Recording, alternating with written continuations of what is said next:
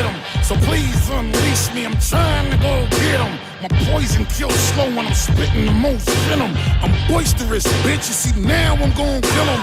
Unfortunate for you when your clowns and those with him. It's already been sanctioned on how I'm gonna hit him and how I'm gonna whip him. Dethrone the motherfucker, bust his head until it's swelling, the crown just won't fit him. And treat niggas like I kill cows to go skin them. Another dead horse, son of God to go and kick him. No matter who you with, you be dying alone, victim. The sending of a bitch with a knife to go and slick him. This family gon' miss him. To send the same bitch to the wake, just to lean in the casket and go and kiss him. And bunch y'all up like fruits in a basket in the interim. This be the type of shit you should bang in the mean system. Painful, ain't it? So painful, ain't it? That sound of a nigga squealing like a wounded dog after catching a hot one. Please unleash me, I'm trying to go get him. So please unleash me, I'm trying to go get him. And if ain't nothing broke, why you trying to go fix them? And dropping up a classic, stop trying to remix them. And when I cause eternal bleeding, I'm starting to see symptoms. This bus rhymes a ruler like living in 3 kingdoms. Moving the mountains, yeah, we shift them. Until you feel pain like we pulling out 3 wisdoms. Shorten their breath until we making them cough. And then we pissing them off like evictions. We got you niggas sitting up under a tree wishing that I continue giving you drugs like prescriptions. And I hope you're aware of restrictions. Got a fortune teller next to the best with predictions. And now I got niggas needing them physicians. But to talk about me trust ain't no need for descriptions. Enough said. I said, enough said. You know when your shit's so hot it's smoking till niggas wanna call you Smoking Joe Frazier. Please unleash me, I'm trying to go get him. So please unleash me, I'm trying to go get him. Good afternoon, who is today? Let's do a sound check real fast. Let me grab my drink. Had to get my other sidekick drink. What's good? Let's do a sound check. Microphone checker. 1, 2 checker. Who with me? Who with me? Good afternoon. Welcome to the Wyatt Live 1 p.m. show. I don't have much today. I really don't have much today. I just wanted to say what's up. Say what's up to everybody. I forgot to tell you something yesterday, to be honest with you. Yesterday, you know, my baby graduated. I know they get tired of me talking about my baby, but I'm a proud papa. My daughter graduated over the weekend. She walked at Ohio State on Sunday, but she's been recruited. I'm not going to put y'all all up in my daughter's business because she can't stand it when I talk about her. And it's always been good, pretty much 99.9% of the time. However, she was recruited by a hospital. You know, she's into medicine. She's going to med school, and she picked up a job. They recruited her because she has to, med school doesn't start for a whole year. So she's going to work at a local hospital in the area of what she wants to practice as a physician. So she'll have a whole year and be able to get in there and rub elbows and, you know, talk to people that she want to know and get to know other, you know, people in this particular hospital. And it's a good thing. So she started her first day of work yesterday. Woo, real work, not working for dad, not working some part-time job, you know, during the summer or some little 2-hour job, you know, during the week while she was in school. Not the volunteer, you know, my daughter, boy, she volunteered all 4 years while in school at Ohio State. And, you know, volunteering is a big thing that a lot of people miss on. A lot of children don't understand the importance of volunteering. Now, that was something that was taught to me by my wife. You understand what I'm saying to you? I never had this philosophy that volunteering, I never knew the importance of volunteering. Okay, I'm just being honest with you. My mother didn't raise me to work for free. But see, that was the slipperage and the things that go on with, you know, how you're raised. Your culture explains a lot of the reasons why you make the decisions you make in life. I didn't volunteer nothing. When I was a little dude if the little league baseball, no, there was a little league football team that used to play over at Taft, and the brother who ran that program, the little league football team, he would have me come in and referee, be one of the referees. They didn't really go out and get the official referees, the league refs. They was just throwing little bowl games and like that. And I had the little striped shirt and all that I picked up at Cook's Sporting Goods, and I invested in it or whatever.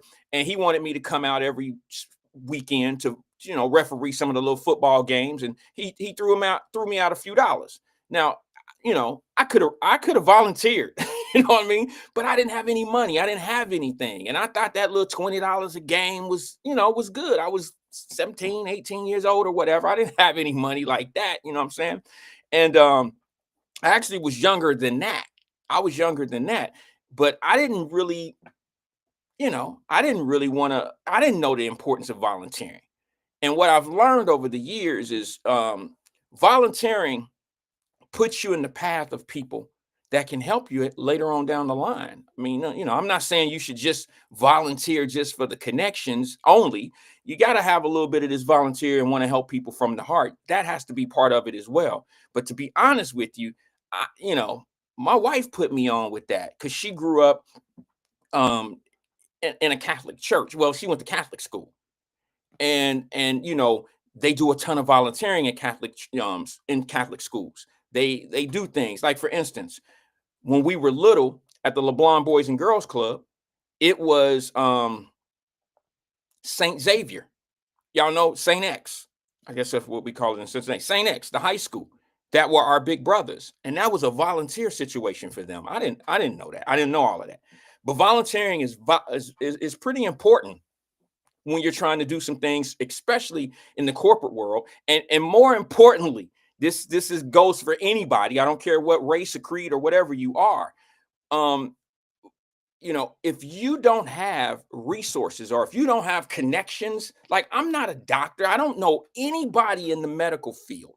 Okay. I don't know anyone that I could, give my daughter's information to and put her in the right direction. She's just going to be out there, on her own.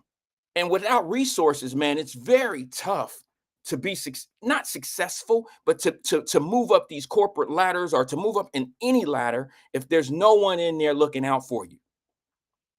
The old saying, and this is going to be a little tough to say, but it's the truth. It's not always how hard you work and how much you know. It's actually who you know. And that's why a lot of us end up with supervisors. I call them supervisors. A lot of people say bosses, but we end up with these supervisors that know half of what we know and work half as hard as what we work. You know what I'm saying? They usually know someone or some type of connection, or they had some hookup or something. And I'll just be honest with you. I've learned the hard way in life at a younger age that it's not always who you know, or not what you know. It's who you know. So I had to figure out, not being a real resourceful man. Actually, my wife did it. I want to give all the glory. I want to give all the praise to my wife because she's the one who actually upgraded me and taught me how important volunteering is in a kid's life. Because I didn't volunteer for shit when I was a kid. Not nothing, damn it. Look, old Miss Patty couldn't send me to the store unless I can keep the change. And that's just me. I'm being honest. I'm being transparent. If they didn't tell me I can get something, I wasn't going to the store. Wasn't happening. You know how you mean they give you the $5 food stamp, $10 food stamp, bring that bologna, bring me some ham and some meat and blah, blah, blah. And baby, you get you something. If that didn't exit, if that didn't come out, I wasn't going to the store. It wasn't on my agenda. I was too busy, Miss Patty. Miss Patty, I can't go. My mama said I got to be back home. You got to add me in. If you don't add me in as a child, it was a no for me. I wasn't going. I was busy. But unfortunately, that's how I was raised, to be honest with you. But volunteering is very important. My wife put me on to that. And she also put me on to some things that I could see clearly now, but it's not always what you know, it's who you know, obviously. And also, my wife said something to me a long time ago that is so real that I still think of it today. And the reason why I think of it today is because some of these people that I'm about to tell you are somewhat friends of mine these days. All right. And I would not have known half the people that I know in the business field of sense in the business world of Cincinnati if I hadn't adopted what my wife taught me. And that is we when you send your kid to certain schools, whoever they sitting next to in class, those are your affiliate. Those are the people that you should get to know. I would have never known there's a couple CEOs in the city of Cincinnati that I'm really cool with to this day, mainly because of where we placed our kids growing up. That's about as transparent. I wasn't savvy enough I'm not a businessman in the city of Cincinnati doing business with these CEOs. I knew them well before I was doing, what I'm doing now. I knew them well before that. And they kind of played a role in some of the things that I do to this day. The information to be able to go and knock on one of their doors or call them and have a conversation with them, that means a lot. If I would have never done what my wife introduced me to, that may not have ever been a possibility for me to be able to do that. Happy birthday, Harsh Gray. What's good? Happy birthday to you, sweetie. Y'all go check her show out. Put the information in, Gray, if you can get it, if you get an opportunity to. Put the information, your show time, the dates. You know what I mean? And there's some comments that are not showing up. I'm seeing some. Let me see if my comments are not showing. I'm sorry. I don't know what's going on with the system. I've done the best I can. It's trying to flip it and make it work right. I don't know what it is. The only thing that I can think of at this moment, to be honest with you, is the service, the streaming service that I'm using is doing a transformation. They're changing everything over from one system to the other system, and I haven't done a full, complete system change yet. I'm waiting. My version 2.0 will be done. I have to switch to my 2.0 version by December the 31st, it's telling me. So I don't know. Maybe that has a lot to do with why some of the things are getting caught up, because the comments aren't even showing up on my monitor screen here. They're not showing up on anything. So I hope you guys can see the comments. Ben said that's why I sent my kids to St. X networking. Let's have that little small conversation, Ben, if you don't mind. Are you in the business world, or are you in a place where you already have those connections, or you know what I'm saying, bro? Like, or are you kind of looking at the fact that your son or your daughter, I think St. X is all boys, so it was a son. So, are you looking at that as being a networking resource type of a thing? See what I'm saying? Because me growing up, I didn't have the people that I know now. I don't think I would have ever known them. But see, my daughter played basketball, and we all used to go out of town together. We would all go to these home games, away games, all of that. And I got an opportunity to know these folks, and we've had conversations, and they ask what you do. And at one particular time, I had an outfitting store, which meant, I did team uniforms and things of that nature. And a few donations here and there go a long way. You donate a few items, you donate sweatsuits to the team and stuff like that. A lot of people remember that. And those are favors for later on in life. And I didn't really even look at it that way. But that's what it actually turned into. And I like to pass that information on. I know I'm not telling anybody anything they don't already know. Y'all know I'm just that type of guy that say things. I say obvious stuff. I say stuff that you already know. But let's be honest, guys, because you know it, because I know it, there's someone listening right now that just might not be sure. You understand? They just may not be sure.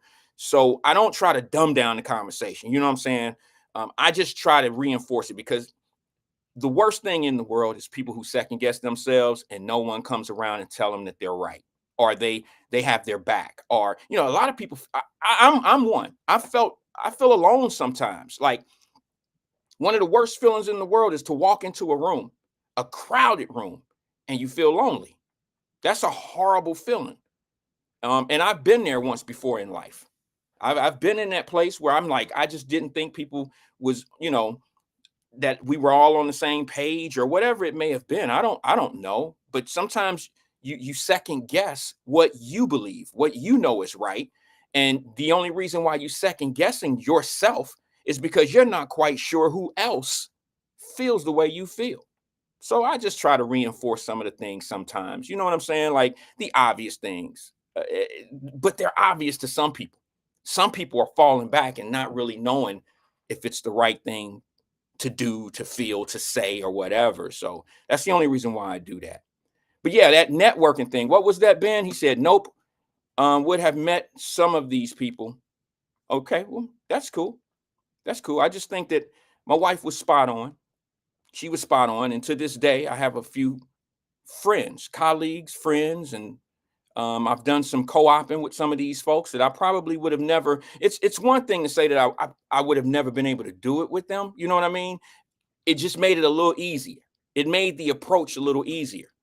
To know someone like Greg Olson over at Urban Sites, they're like the second or the third. I don't know. I haven't looked it up in a while. They're like the second or the third largest developer of property in the downtown Cincinnati area.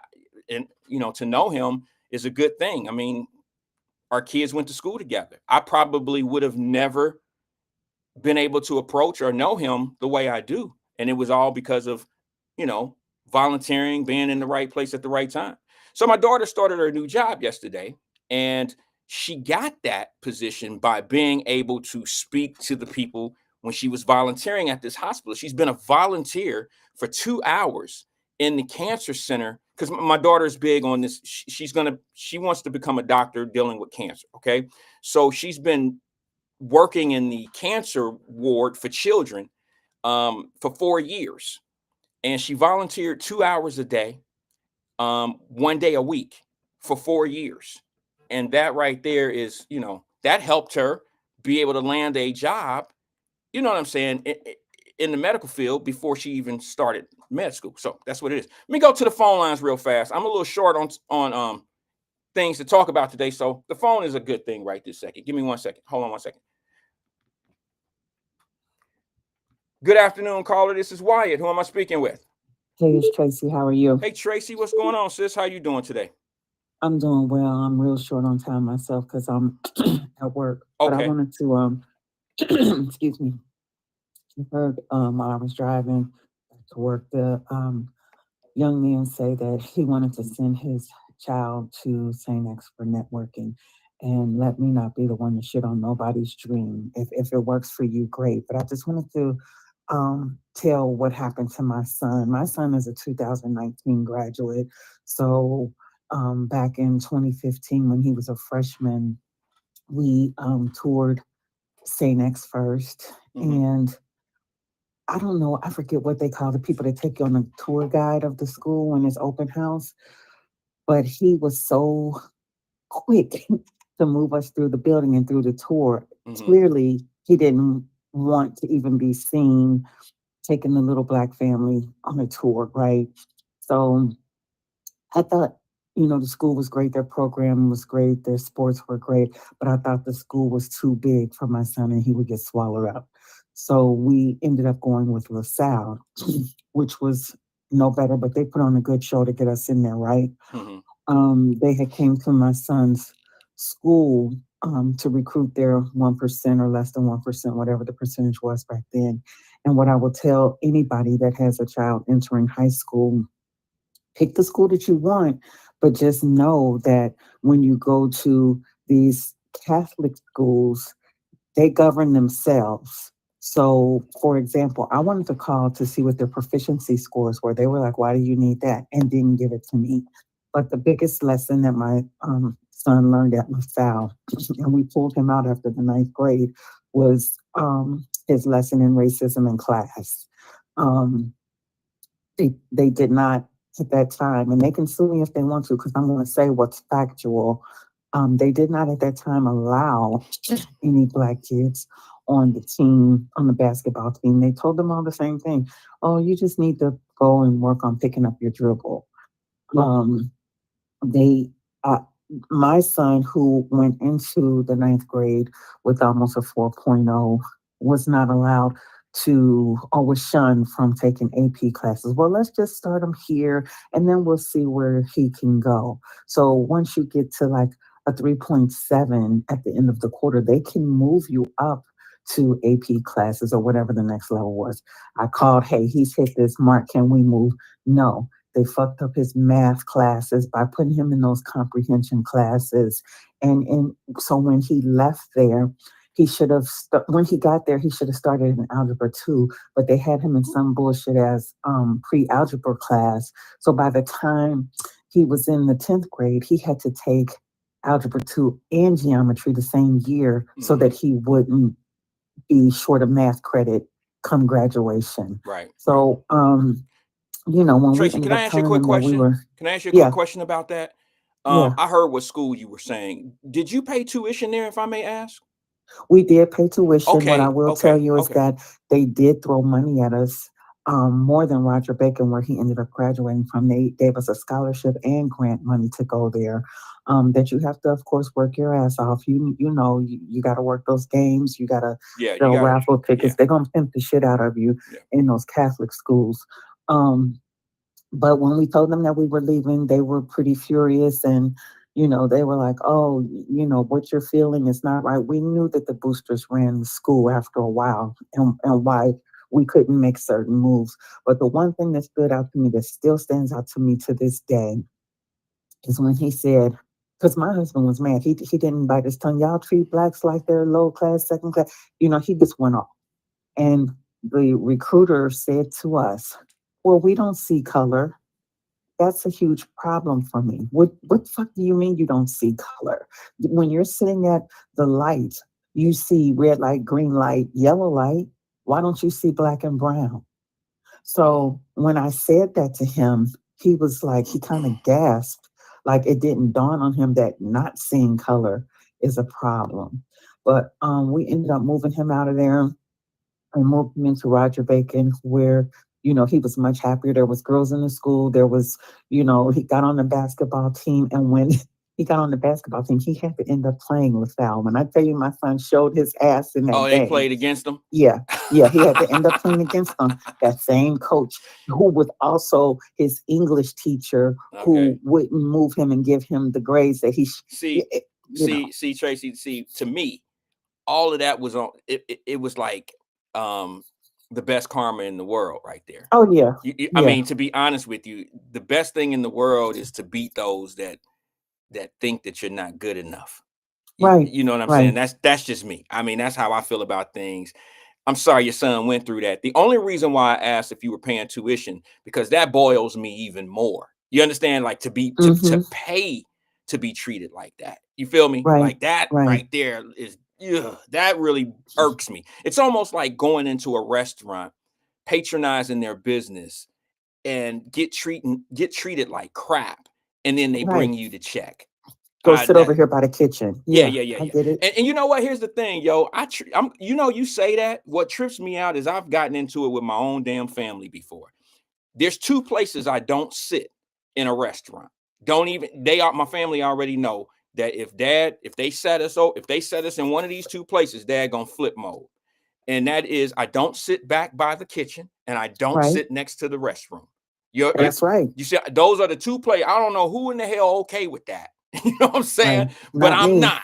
Don't do that to me. Right. I don't know Right. if it's degrading or whatever, but me, I'm just, and you could call me Sadiddy, how whatever you want to call me, but don't sit me next to the damn kitchen and don't sit me next to the restroom. The restroom. It's just a Right. no for me. All right. And if they got a But what I want problem, to say real quick, go ahead. I'm sorry. Wyatt, Go if I ahead, can, sis. because I got to get off here. Okay. For those that will sit up and say, well, that's what you get for sending your son to private school, and why didn't you send him to public school? The reason why I didn't, and I'm sure Winton Woods has come a long way, but back then, they didn't even go to elementary. Well, they went to elementary school and I took them out.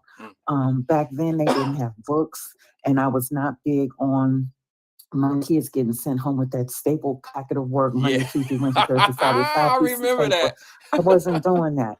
So I put them in different schools, in elementary school. Now, as you all know, I've said it on the show before, my younger son, who was 3 years younger, when he came along and it was time to go to high school, he went to Scarlet Oaks so he could get a trade because we knew he wasn't going to go to college.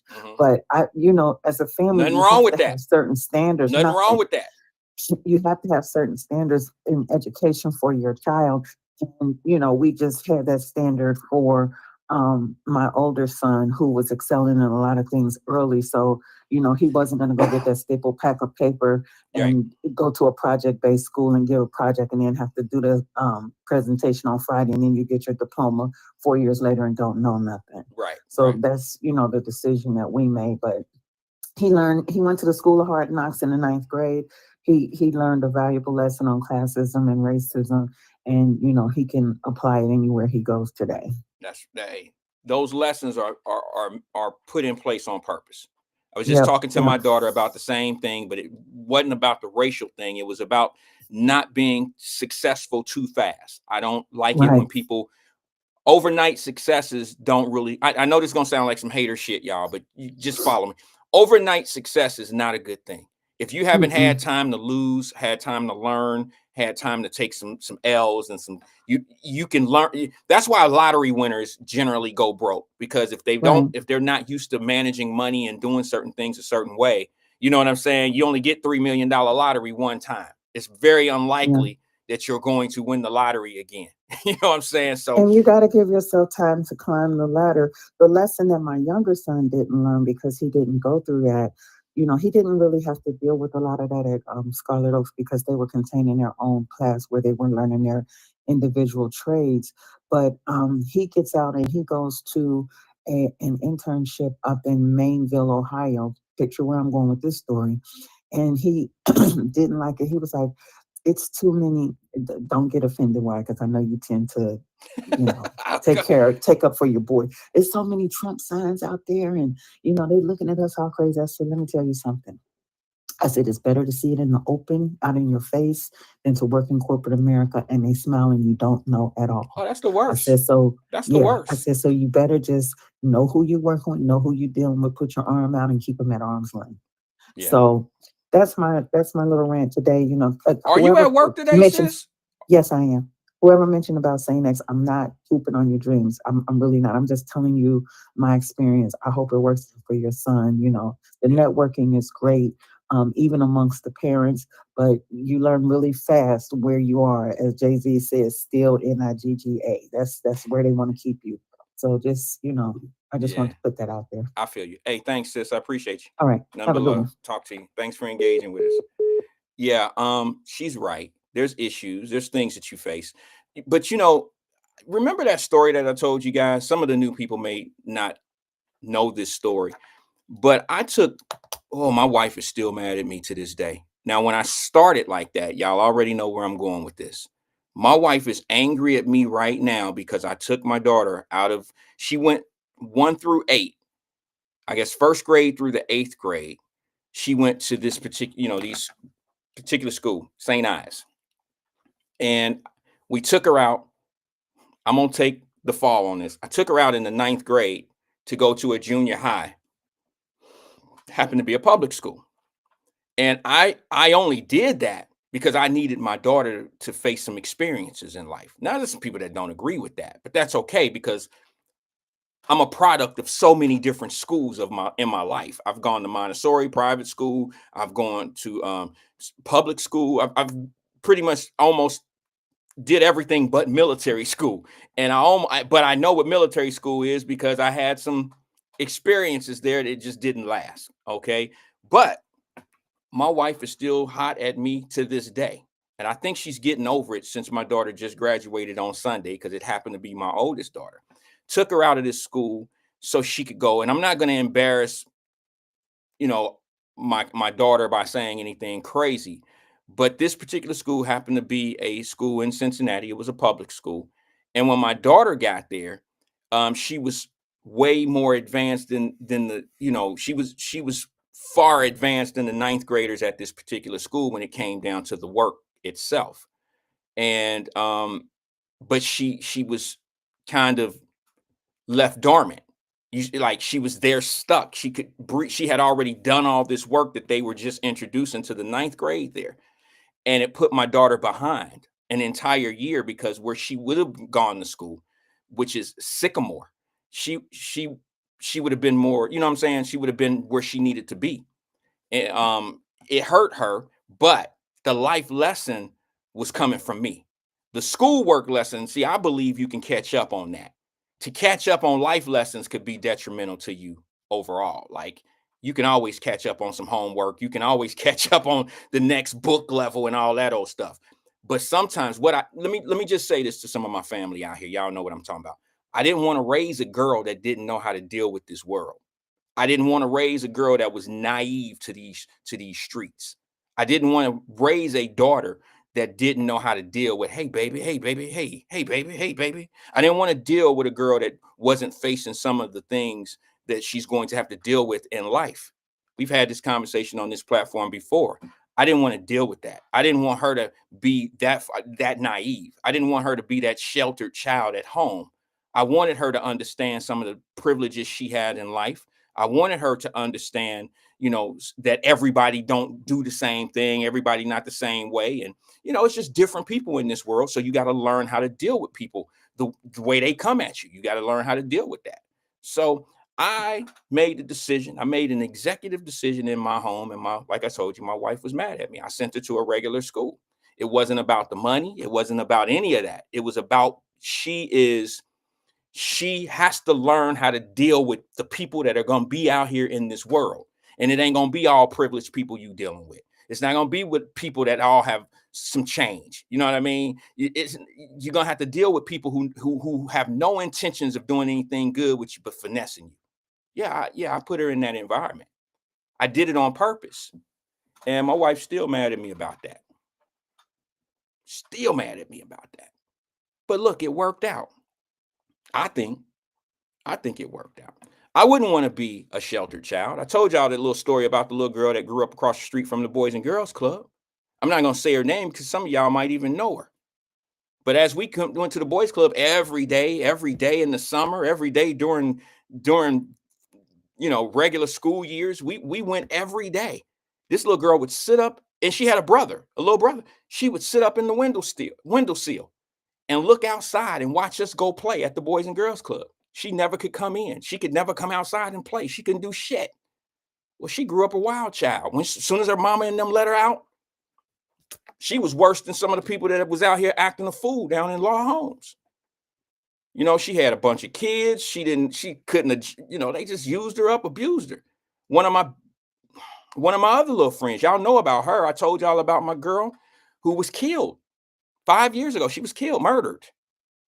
And she was from Tennessee. She was from Tennessee.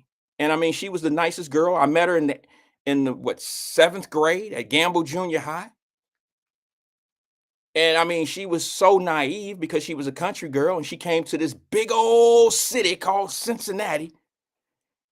And she ran into me and I was really nice to her. I'm the little dude that would ride my bike to her house, hold her hand. I'm a little 14, 15-year-old little boy, 14, holding her hand, and I'm riding my bike up to her house. Y'all remember them days? Y'all remember where La Rosa's Pizza was up in Western Hills? 25. She lived up in that apartment complex. And I would ride my bike from the Fay all the way up there to see her and blah, blah, blah, see her at school. And it just took a minute. I came back. I left. I had to leave. I moved. That's when I moved to New Orleans. Came back from New Orleans for the summer and shit. English Woods got a hold of her ass. You know what that meant. I'm sorry. I'm just telling the truth. I wasn't gamed up like that. I wasn't trying to do anything physical with girls at the age of 13, 14 years old. That wasn't what was on my mind. I can hold your hand, but I wasn't trying to have no children. Damn, I'm a child myself. But yeah, English Woods got a hold of her. So you know how that turned out. And she was murdered. She was murdered in the city of Cincinnati and found in an abandoned building in Cincinnati. The shit we don't talk about. Our little girls being done a certain way at a certain age, and they grow up addicted to drugs and then shot and killed and found. Now, this is somebody that I had love for. Shot and killed and found in an abandoned building in the wintertime.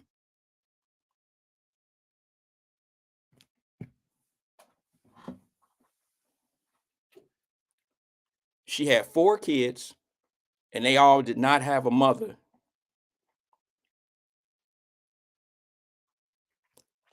The craziest thing in the world. This is how some things work sometimes. I had a buddy of mine who was going to school to cut hair at the barber college. Y'all know those barber colleges. There's one on Coleraine Avenue. And, you know, he could already cut hair, but he had to go to school to get his, you know, his paperwork right so he can be a real barber out here. You know what I'm saying? I'm in the chair. Now, you know, this particular friend is one of them type of people that's known in all the communities. You know how you got some guys that just everybody know, you know, everybody know him. You know what I'm saying? Like, there's just certain people in Cincinnati, no matter what neighborhood you grow up in, like Orlando Berry. Okay, everybody in the city knows who Orlando Berry is. It don't matter where Orlando Berry grew up. Orlando Berry name rang in the air. Orlando, what's Orlando? What's Lando's? Old school Lando. I don't remember his last name. I've just called him Lando my whole life. Everybody know Lando. Lando been Lando before he was doing all this old stuff that y'all see him doing now. He's been promoting and been out in the city. It don't matter what community you grew up in. Everybody know Lando. So my buddy was at the barber college cutting hair, and I used to go there because, hey, it's $5. I give my man the business. He get a practice cut. It helps him graduate. He gets his hours and all of that. I'm in there. One of our friends that we grew up with, he lived in the Fay. Chapman. Thank you, Mama Birch. I'm sitting in the barber chair. Thank you, guys. I'm sitting in the barber chair getting my hair faded. And here come a dude from English Woods that we all knew. We grew up, you know, we was cool with.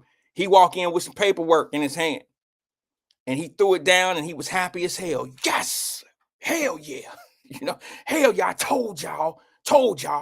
I don't even know what the hell he was talking about.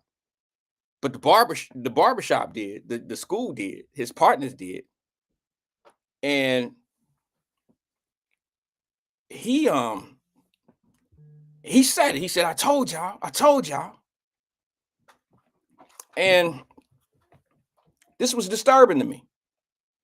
Because once I found out what he was talking about, I didn't really want to hear it anymore. And he said, I told y'all I wasn't a baby. I wasn't a kid. I wasn't that baby's daddy. I wasn't, you know, I knew them kids wasn't mine. I knew those kids weren't mine. And I'm like, wait a minute. And I'm listening. Now I had already heard that this girl had babies, a baby or two with this dude. And I'm like, damn, I hope, in my mind, I'm thinking to myself, I hope to God he's not talking about, you know, the person that this young lady. But he was. And they all laughing and giggling and cha-cha-chaing. And I'm like, this is crazy. I didn't even tell them I knew her. I didn't tell them that she was cool with me. They don't even know that I know who they, you know, they don't know that I know her like that and blah, blah, blah. And he in there bragging about how he wasn't the father of them kids. He went and did a DNA test and he wasn't the father of the 2 kids that she had that was considered to be his. And that blew me away because I'm saying to myself, damn, you know, like, I've never went through, fellas, ladies, I'm sorry if y'all can't relate to this, but fellas can relate to this. I've never had to deal with somebody coming to me, a woman, and telling me that I have a child on the way and come find out that it's not my child, it's somebody else's child because me and this woman was doing things we was doing things, but she was doing things with someone else too. And she don't really know who the father of this child is. You know, I've never been through that. So I can't speak on how it feels. I can't tell you that man is wrong for feeling proud that them kids wasn't his, that he had already been paying child support for. I can't judge him for that. But I can look back on this individual that I seen come from an innocent world and be thrown into the streets of the city of Cincinnati. And be, you know, she was raised by her grandmother in Tennessee. She had the country accent. And then she come to Cincinnati with that little country accent. She cute as a button. She was super fly, look unbelievable. She reminded me of Janet Jackson on Good Times type of a look. You know, when Janet Jackson. No, I tell you what, she looked more like Janet Jackson on Facts of Life. Remember when Janet Jackson was on Facts of Life? I don't know, but that's what she looked like, cutie pie. And it was really heartbreaking. It was heartbreaking to see that she went from such disciplined life, moved to Cincinnati to move in with her mom, and her mom just wasn't keeping up with her. Like, you know, wasn't keeping up with her. Her mom wasn't teaching her what was in these streets, in these cities. You see what I'm saying? So I don't know. You know, that was my biggest fear. See, so when you grow up and you see something like that happen, that's what taught me, whether my wife liked it or not, whether anybody you agree or disagree with what I'm saying.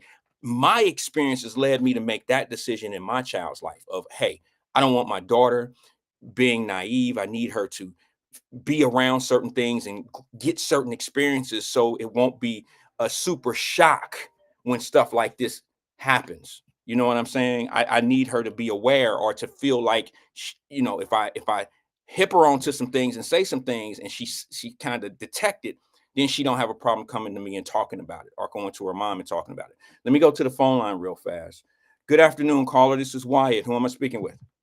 Hey, this is CK, Wyatt. CK, how you doing today, brother? Good to hear from you. Hey, man, doing good, man. Hey, great show, man. Thank you. You said she moved to Cincinnati, and what happened? I'm sorry. What? You said what happened to her when she moved to Cincinnati? Well, you know, it got rough. You know, there's a big difference between city life and country life. You know, we used to talk when I used to go up to her house and talk to her. It was always about some of the things that was going on in the small town of Tennessee that she was from. And, you know, she would pick apples off the tree, just little shit that I thought was corny. But, you know, I'm a little boy, and it was corny, but it was something that I had never really experienced. So it was okay to hear, you know, some of those little stories from somebody, you know. Wholesome. It was wholesome stories. Yeah.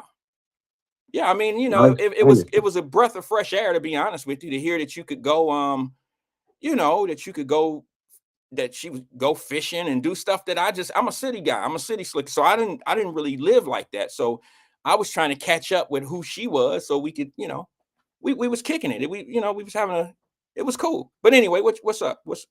That's what happened. What's up though? That sounds like that's a good one. That sounds what? Oh, you said it turned out bad though. Well, yeah, it turned out bad. I had to leave. I left. I moved to New Orleans in the 7th grade. And when I got back, my grandmother lived in Cincinnati, and I would come back and, you know, stay with my grandmother maybe for the summer or something of that nature. I would visit. And when I got back, it was over because, you know, school had started. And when she got to school, them guys seen how cute she was. They seen the little Janet Jackson, I used to call her. They seen her. And Janet Jackson? Janet Jackson, bro. Janet Jackson in the 7th? Well, you know, do you remember the show Facts of Life? Yes, I do. Okay, do you remember when what was the oldest brother that used to be on there with Arnold? His Ty Bridges role, but Ty Bridges had a girlfriend on Facts of Life, and it was Janet Jackson. Wow. Yeah, that's what I used to call her, little Janet Jackson. But hey, and you have to advise the parents that it's beneficial to us. Look how beneficial it was to me and you traveling the world as a child, living in different cities as juveniles. We learn to adapt to different personalities. We learn the layout, and we learn the differences in people on the West Coast. I lived in Cali. Mm-hmm. I lived down south, so I learned my Southern hospitality. I have all that in me now. I have that West Coast swag. Yeah. Yes. Yeah, it's important. And that's why I told you West Coast. That's why I know West Coast people are so nice, because you never know where you got to lay your head. So that's why everybody is nice. Even the gangbanger is nice in LA. You know what I mean? Yeah. It's all disrespect. But I just want, the parents to... I'm sorry. Go ahead. I made a mistake. I called the show the wrong thing. It was Different Strokes. Not, what did I call it? Facts of Life? Something like that. Facts of life. Sorry about that. Thank you, Don. Go ahead, bro. I'm sorry. I thought Todd Bridges that made a guest appearance on Facts of Life. That's what I'm thinking. I'm like, shit, back then they was all working together. Nah, you know, We I was might- thinking of my girl Tootie on Facts of Life, which was Kim Fields. She was another one of my crushes I used to have. For some odd reason, I Oh had a my crush God. on all the little sisters on TV. Tootie When on. you were saying Janet Jackson, I was looking at Tootie's face. I ain't Oh, gonna lie. okay. Yeah, well, I mean, you can't go wrong with one of the two. It don't matter, to be honest with you. They both pretty much, you know, on the same level. And you know, Tootie is currently married to Mike Epps, Huh? the comedian. No. Yeah, have you watched their show when they married? No, I'm just Oh, you talking talking about about a the show. TV show? You talking about they married Man, on a TV she show? still Yes. got it Okay. though. She still got it. Okay. You hear me? Yeah. In her 50s, she still got it. She got that beautiful smile. She gorgeous. You know what I mean? Yeah. But I'll be checking out. You know, and that's crazy when you said Facts of Life and Janet Jackson. I looked at Tootie, knowing that that's crazy. I got you. That's how pretty she is. I got you. I just named it the wrong. I called it the wrong show. I'm sorry. I made a mistake. But yeah, But yeah, it was Facts of Life, and it was no. I'm sorry. It was Different Strokes, and Arnold's big brother, Ty Bridges. I don't remember his name. Willis or something like that. He had a girlfriend, and it happened to be Janet Jackson on there. And Willis recently said in a new interview he was knocking the lining out his white sister on Different Strokes. Yeah, he was knocking the lining out. I heard he caught a couple of domestic violences because they said it, you know, he had some drug problems. They said that they were fighting. This is, you know, I never really followed stories like that. So I never really believed it. I didn't start believing that he was this demon or this monster that they said he was until he actually started showing proof of it by being in them clubs and being out here and catching cases out in the street. But I didn't really follow and I didn't really listen to stuff about what those stars were doing in the private life. I didn't pay attention to it, to be honest with you. Huge fan of both actors. Yeah. And I'm glad he made it, and he's doing well now. Todd is. She sadly passed away at a young age. Oh. The white girl. You Yeah. know, she died from an overdose, right? Yeah. She yeah. I think she had drug issues as well. Mm-hmm. She was a good person while she was here, though. She was good. You know, she just had issues. But I was calling to tell you that you have been the things you've been saying the last couple of years. You guiding the community in the right way, because now I see we've been deceived as a people. We've been deceived. We going behind the wrong people. These people are people, they judging you, you know, from where you came from. You didn't have a lot of options. So now I want the people to realize they need a black villain. America needs a black villain. Why do we need a black villain?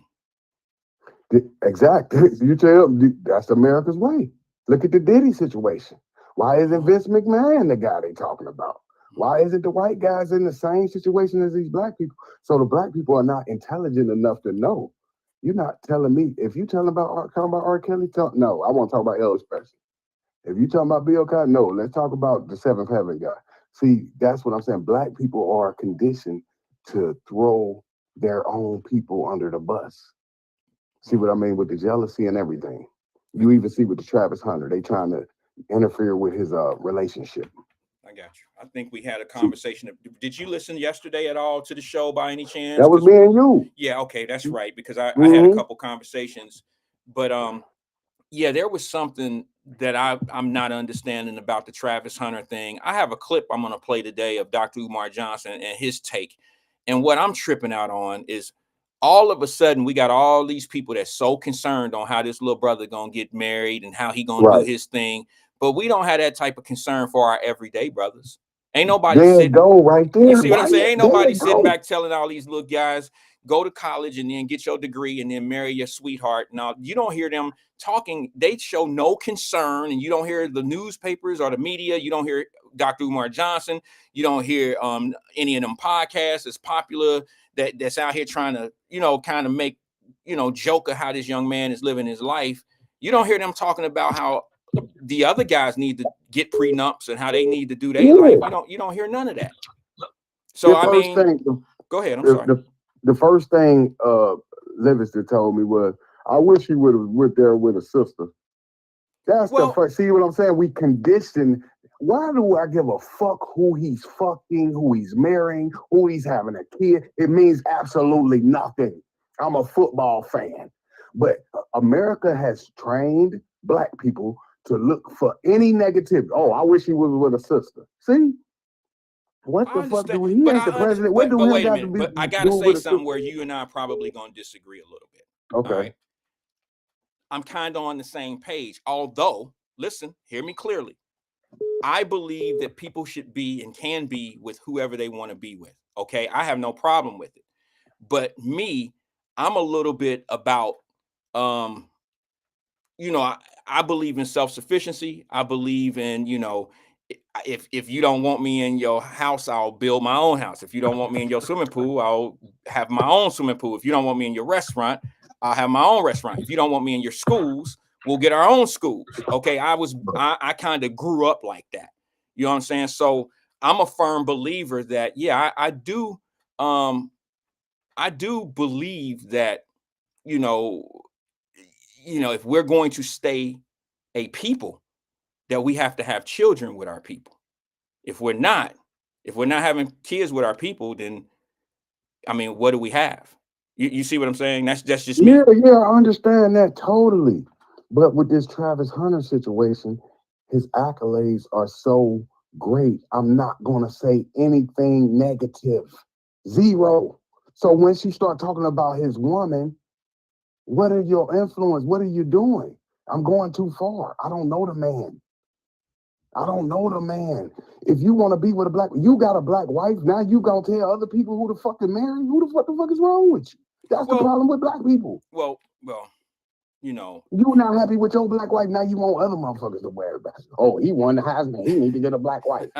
It don't work Wait a like minute, that. wait a minute. I don't know who you're just talking in general when you say In somebody's not happy general. with their black wife, because Yeah, that's what I'm saying. I'm I just don't know saying who you're that's how talking we're about. conditioned to look for the negativity because, oh, we saying he's so perfect. All right, let's see what's wrong with him. Oh, he got this woman that's Well, about to take his money. CK, I think what we have to do is we have to understand that no matter how well someone is doing in life and how good they are, or how great they are at whatever they're doing to make them successful, there's always going to be some people that's going to find something wrong with what they do. It may not Right. even have anything to do with what makes them great. It might be their Mm. life choices.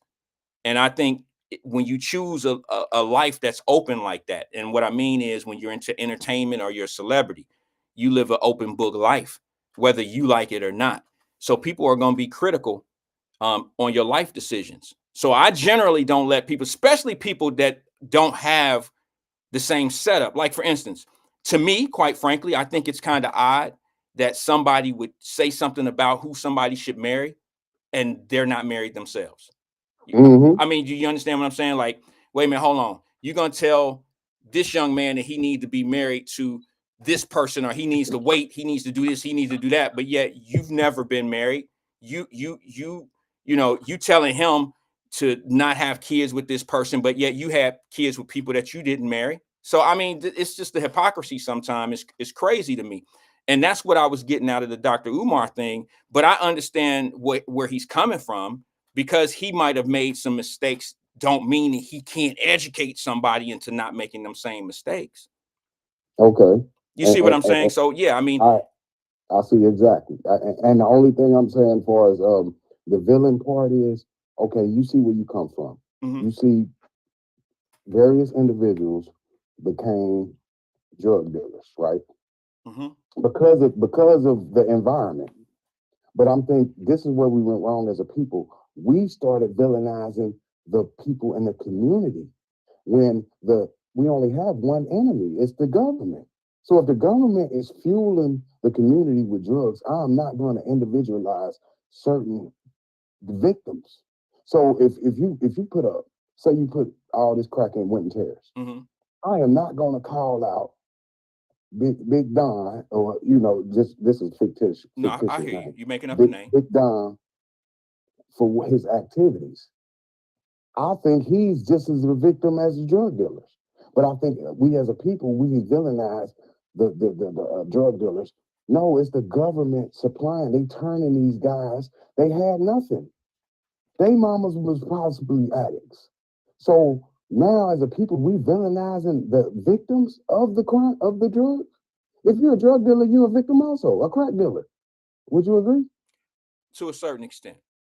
That's my Okay. point. To a certain That's my extent, point. I believe that drug dealers are just as much addicted to drugs as drug abusers.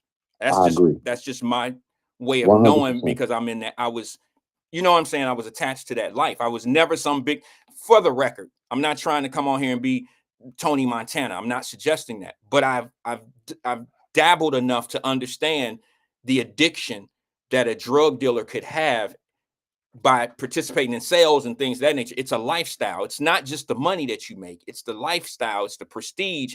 Some are going to criticize me for saying the prestige, but And the money too, because the money is the addictive people, too. I don't know if people understand this, but when y'all hear people talking about the street life and gangs and they talk about it like they highlighting it and it's the best thing in the world, what it is basically it was the prestige that they got from being in that position. You see what I'm saying? A lot of them were praised on the streets. And here's the other thing.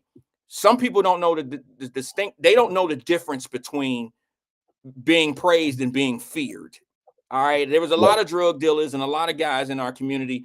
People didn't really like them. They just feared them. So they gave them what they call that fake ass respect, that fake love. But to be honest with you, man, if you could throw a lot of those drug dealers away in my era, and it's funny because I seen a young dude on Facebook today.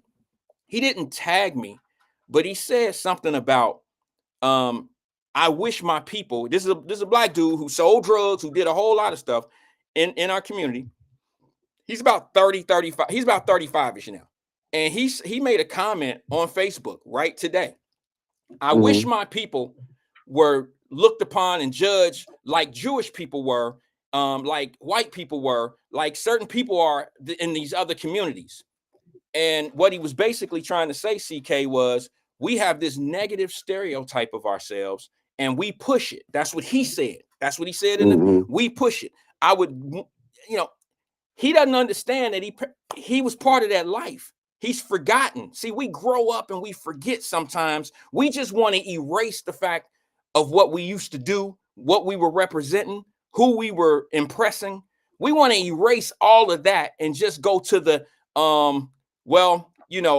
that ain't the right thing to do. And now I'm about to show. And we some of them have an understanding of why it's impressionable on younger kids, but they forget how impressionable they really were on these other kids. They just want to make these young guys who want that lifestyle, they just want to try to make it seem like they're doing the wrong thing, and then they want to preach to them. Do you understand what I'm saying to you, bro? They just want to preach to them, and they can't get through to them because, they forget where they were. They forget where they were. They forget the reason why they got into it. And I feel once a law is legal, right? Once the alcohol, what was that called? What was that called? The law when it was illegal? What? When they made alcohol legal? Oh, prohibition? The prohibition law, the marijuana law. My philosophy is if they legalize it, they are the people that's been incarcerated for it. They are proving that they was unjustly incarcerated. So if you got 20 years for selling weed back in 96, that was an unjustly incarceration. I just think the law didn't catch up with the time. So I don't really think it makes you a bad person because you were selling drugs in 96. I get what you're saying, but I kind of don't agree with that. And the reason being is because I'll just tell you, if you break a law that's law now, and trust me, I know where you're going with it, and I know why you feel the way you feel. But just because you feel like this shouldn't be the law, like it shouldn't be against the law to sell this weed. This is nothing but this ain't nothing but something that the earth grew. This is just what God put out here. Well, if it's the law that you can't sell it, you broke the law. Okay, you broke the law. It's a law. You know not to do it, and here are the consequences if you do it. So when you break the law in real time, you face real-time consequences. Now, later on, 20 years from now, if you get caught selling and doing the same thing, but now it's becoming legal and you won't go to jail for it. I mean, you just made my point, Wyatt. My point is your character has not changed. So even then, people was demonizing because you was in prison, you a jailbird. But now when it's legal, where has the character changed? So stop demonizing, stop making these guys villains. No, you so might he's not. you That's have my a point. valid point, but as far as not going to jail or like getting out of jail now because of something you did 15 years ago, but now that's not illegal to do. You know, I don't know if I could live with saying, okay, let them out now because now it's legal to do it. I don't know if I agree with that because when it was illegal, that's when you did it. But you know who I am. I'm the type of dude, I believe in second chances, sometimes even third chances. So I'm not tripping on what you're saying. But yeah, you're locking up a hustler. You're not locking up a menace to society. Well, you're locking. So I'm saying, look at what you're doing to your community. Now you got us, the church thumpers, they Bible thumpers, talking about, oh, he's a bad guy. Jay-Z sold crack. He was a fucking kid. He was a teenager. I agree. I agree. You can't judge a person off of what they used to do and say that that's what they are today. And that was crazy because I remember us having a conversation. I don't remember who it was, but I said that if you cheat on your girlfriend in the 12th grade, does that make you a cheater in life to women?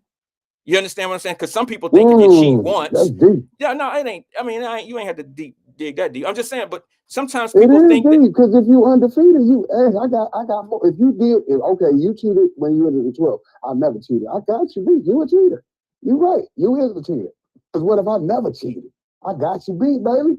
That's it. Yeah. Well. Right. Well, yeah. Because now I got more integrity. I never waver. He wavered in the 12th grade. He had a slip up early in life. I never did that. So you do have an advantage. He don't even know what it is to cheat. Right. So you know what it is to deceive your love, your first love. Yeah. All I'm saying is because you do something one time, don't make you a lifetime member.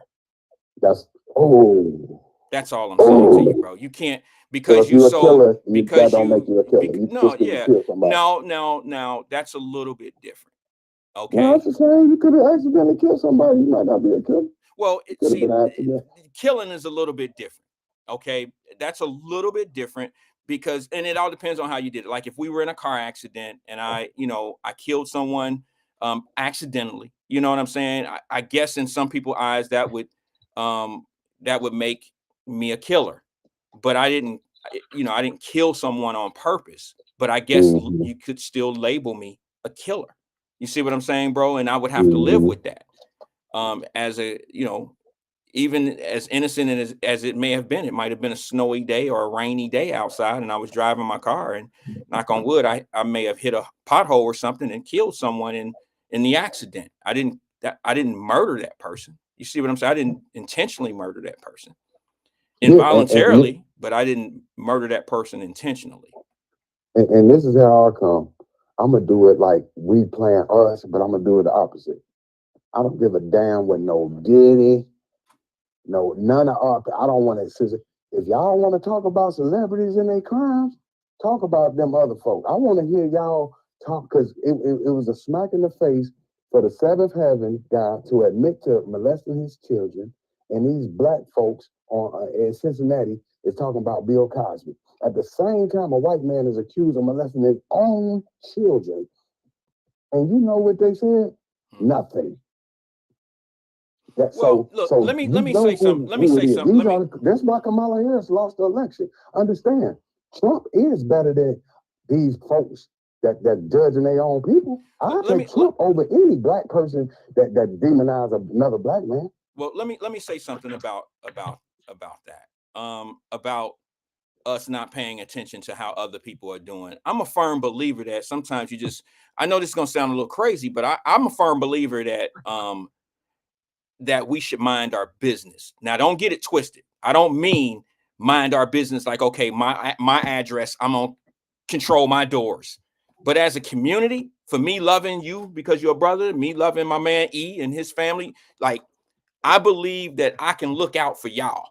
Okay, and I know this is gonna sound kind of sketchy or whatever to some other people, but yeah, like the black community has to take more of a responsibility of looking out for one another. So when I make this comment, you'll understand because it's basically saying like Bill Cosby is my business because he represents us. And I know people say, well, no, he don't. But yes, he does, because he wasn't sending millions of dollars to PWI. He wasn't sending millions of dollars to white institutions. He was sending it to HBCUs because he was looking out for us. So I got to give him that same energy. Now I'm going to pay attention to what R. Kelly did, because he was not only just R. Kelly, but he was abusing people in our community. So I have to pay attention to that. You understand? That's just me. I didn't see R. Kelly allegedly he was having sex with young girls and Abusing stuff. people in our community is a media made up lie. What, name the person he abused in our community? Who you talking about? That's just the news. That's media. You talking about R. Kelly? That's not real. You talking about name the person. Well, Who I don't. is it? Okay, I don't know their names because I didn't follow the case like that. But there were girls that came forward, and there were videotapes, and they happened to be little black girls. So I mean, I'm not gonna drag R. Kelly through the mud, but I'm going to definitely play fair when it comes down to, okay, the abuser and who's being abused. I gotta call it for what it is. It wasn't alleged that he did all these things to little white girls. He did it to little black girls, and these are little girls in our community. So I need that same energy. If you're going to defend somebody that did something to somebody, like, I mean, how would you feel if R. Kelly was what if it was B. Kelly and it was a white dude who did them same allegations against these girls that R. Kelly got caught doing that too? Your argument would be what? My argument would be what I'm telling you now with the seventh heaven guy. Yeah, nobody would say anything. He molested his own kids. Y'all act like, but we would. Well, now, hold on. What you just said? You said he's abusing kids in our community. Now, when the white actor is abusing kids, I don't hear no black people say nothing. Why y'all not worried about the community? That's not their community. Yes, it is. Okay. Children and children. So hold on. If I'm riding down the street and I see a little white baby on the street by itself, that's my community. It don't matter just because he's white. That's my community. Okay, I hear the you. whole world. Yeah, I hear you. If they children, they are community. You know, we do not separate children when it comes to race. White kids, white, black, all of them the same. Okay. You go into death penalty, you hurt one of them, or somebody gonna hurt you. Okay. But I respect. I respect. All I'm saying is, I think that black folks pay more attention to our communities. To our community. I think we pay more attention to what's affecting us as a community than we do anything else out there. I mean, that's just, And remember, on their side, they ain't got to go around talking about, well, Donald Trump, he got a black wife, but he love white people. They ain't got to do that. In our community, we got to say that every time.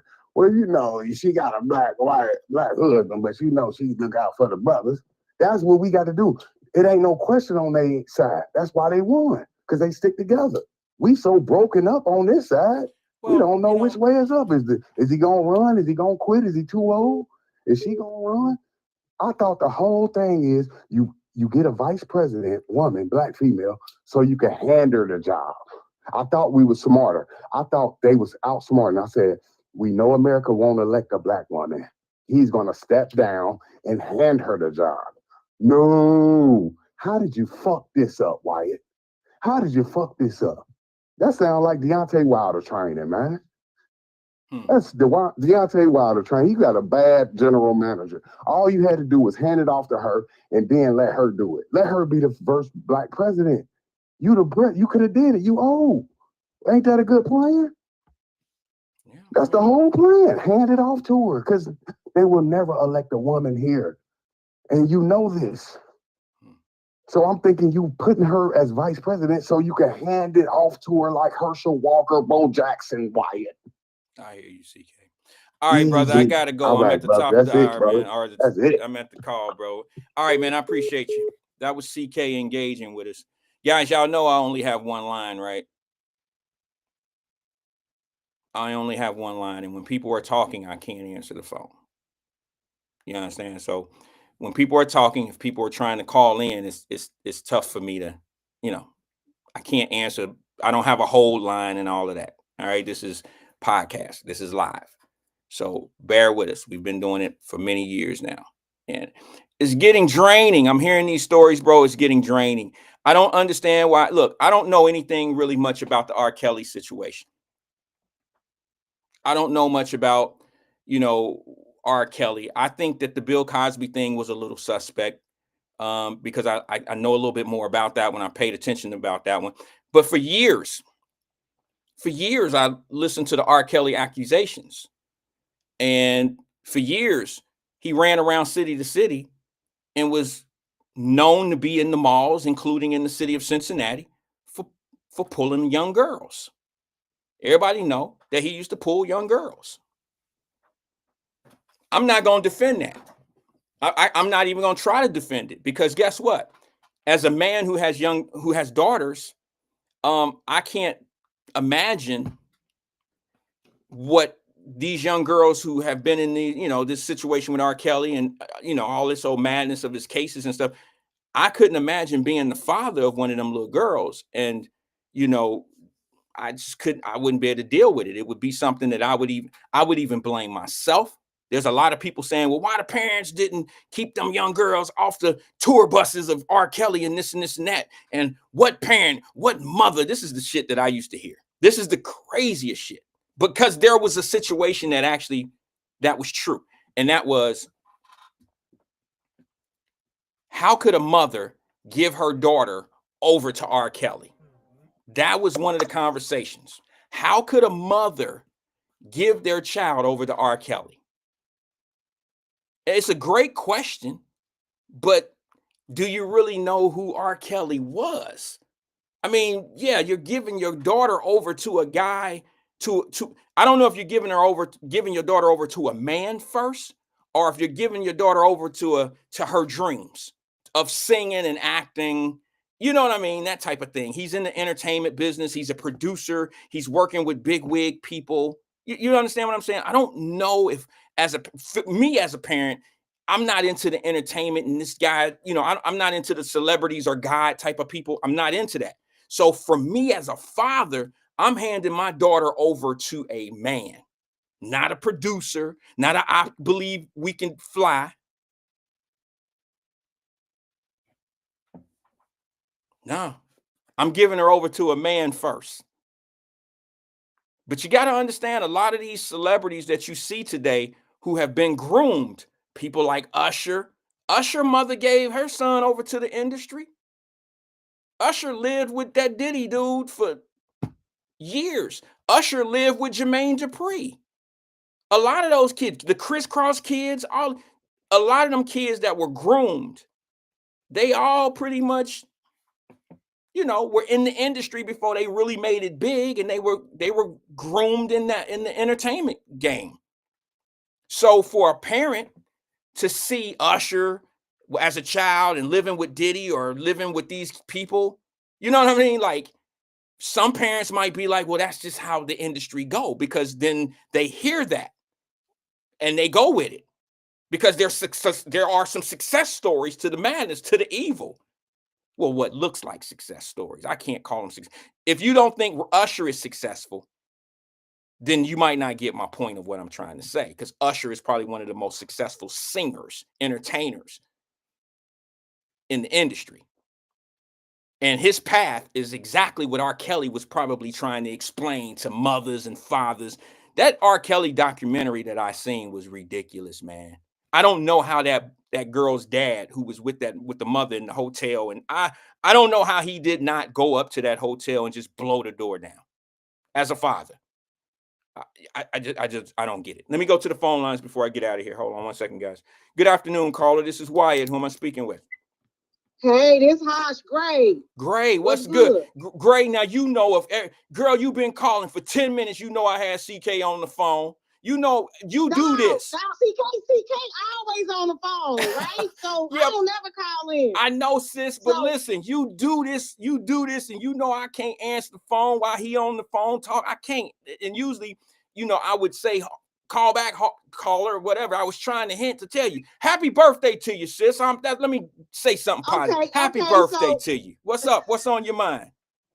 Okay, so I just want to say this about the R. Kelly real quick.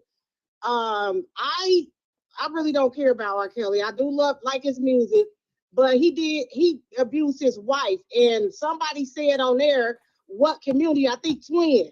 He said, what community? And you were speaking on the Black community. His wife is Black. Right. So he abused his wife. Okay. So that's most definitely part of our community. That was a Black woman that he abused. So at the end of the day, he abused his community. He abused people. And to say this about the parents that's giving their children away because somebody got some money and they think that they gonna make their kids popular is absurd. Because I'm protective over mine. And I would never let my children go to nobody fucking house. My kids will tell you to this day, they weren't allowed to go to nobody's house, especially if they had men and brothers and cousins and uncles and all that. Because I'm one of them mothers. I want to come and check out the crib. I want to talk to the mother. I want to see who there. Yeah, no, I dig that. Let me ask you something. Was your mother like that? Yes. So that's how I was raised. Exactly. So you were taught that, right? Yes. Look, my mama wouldn't let me go play with certain people because she knew they mamas, she knew that wasn't nothing right at their crib. You feel what I'm saying? She Same knew. Here. You know what I'm talking about, right? Like my mother would be like, nah, you can't hang with him. Now, if I catch you with him, whatever y'all get into, you gonna deal with that on your own. Don't call me. You feel me? Because my mother, like Mama Burt, she'll tell you, my mother was like that. They old school. And that was brought up through you, and that's what you passed on to your children. And you're right, sis. There's no way in hell I would hand my child, especially my daughter. I don't know. I don't have any sons, so I don't know if I would be more, if I would be a little bit more lenient with boys. I doubt it. I don't know because I never had a son. But with my daughters, I got one. Okay, now, well, do you have a daughter too? I got 2 daughters and 1 son, and I am gonna be honest. Okay. I didn't want him going to a lot of places either, but it was a difference compared to my daughters. Really? Yeah. So you gave your son more leeway? Listen. Let me Okay, explain. go ahead. So with my son, I didn't want him doing the same thing. I didn't want him going over multiple people's houses because, believe it or not, it's a lot of men that get molested just like women.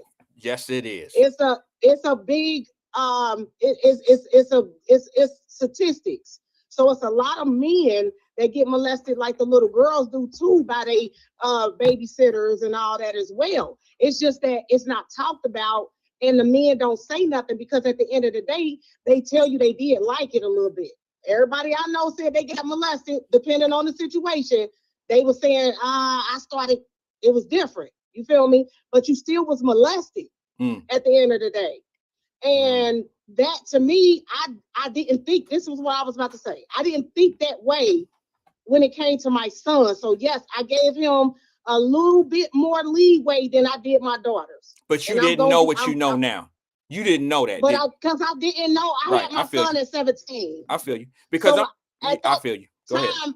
I didn't know. Growing up young with a son, having him at 17, I wasn't thinking into that so much, but I didn't have him at people's houses though. He was always at my family house. But at the end, because I don't let people just babysit my kids or nothing. I got family.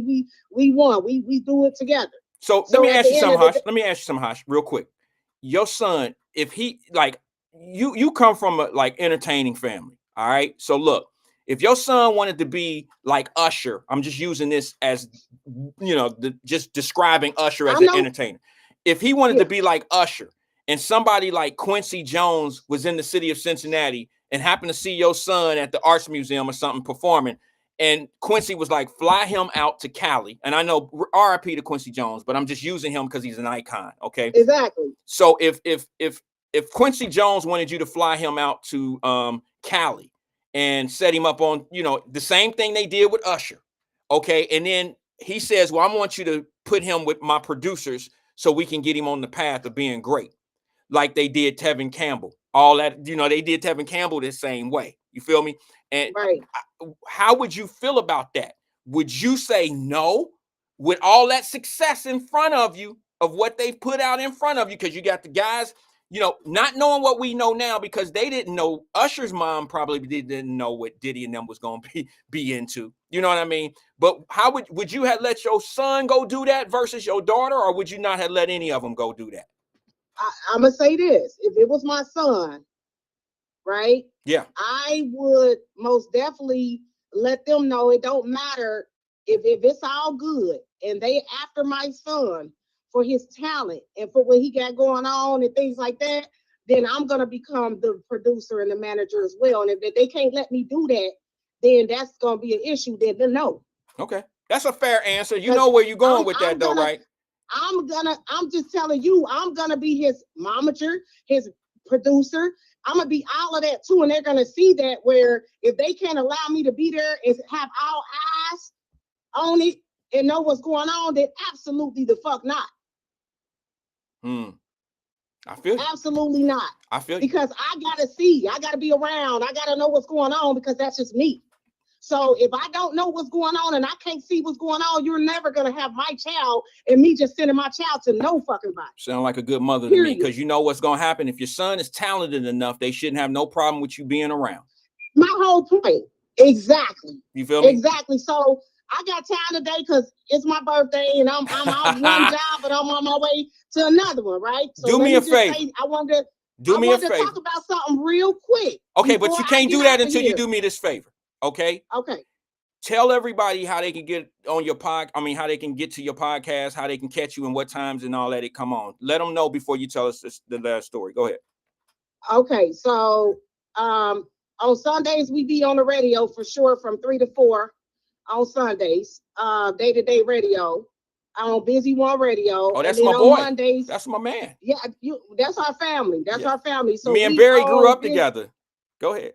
Him and my husband did too. Okay. So yeah, so from 3 to 4 on Sundays, on Busy One, day-to-day podcast, and then we got Men Mondays on Monday, from 9 to 10, Women Wednesdays, which is coming on tonight.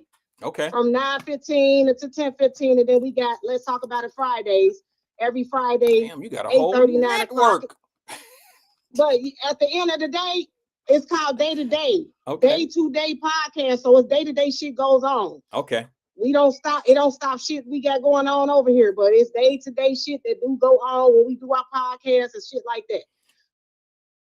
So okay, tune in. We on YouTube as well. WW2Day is spelled DA2DA podcast. Y'all just put that in, it'll come up. But let's get back to the first thing. I was calling in to talk about Travis Scott real quick before I get off of Travis Hunter. Oh, I'm talking about Travis Scott. That's the white boy, ain't it? The football. Travis Scott, I thought was I don't know. I don't know who Travis Scott is, but Travis Hunter, you're talking about the football kid. Yeah, it is Travis Hunter. Okay, the little young male in Colorado. Yeah, okay.